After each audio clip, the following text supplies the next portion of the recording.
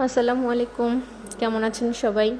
দুপুরে জাওয়াতকে ঘুম পাড়ানোর পর শুরু করলাম রান্নার নামক যুদ্ধ। হ্যাঁ, ঠিকই শুনেছেন, যুদ্ধ। রান্না আমার কাছে যুদ্ধের মতোই লাগে। যাই হোক, আজ রান্না হবে ডিম দিয়ে আলু পটলের ঝোল, সাথে কুমড়ো বড়িও আছে। আলু, পটল এবং কুমড়ো বড়ি সুন্দর করে ভেজে নিয়েছি। রান্না ভিডিওর সাথে সাথে আকাশটাকেও ভিডিও করছিলাম। আচ্ছা, জাওয়াদের জন্য আজকে মাছ রান্নার কথা ছিল, তাই আলাদা আর রান্না না করে এই একসাথে দিয়ে দিয়েছি। এতটুকু করতে করতেই জাওয়াদ উঠে গিয়েছিল। লম্বা বিরতির পর আবার রান্না শুরু করলাম।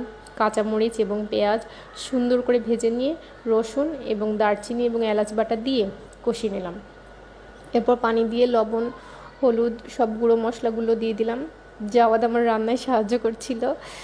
এখনও বৃষ্টি শুরু হয়নি, সুন্দর করে মশলা কষানো হলে পানি দিয়ে সবজি এবং ডিম রান্না করে ফেললাম। প্রয়োজন মতো ঝোল রেখে তরকারিটা নামিয়ে নিলাম। এই তো যুদ্ধ শেষ হলো। সামনে আবার কোনো যুদ্ধ নিয়ে হাজির হব।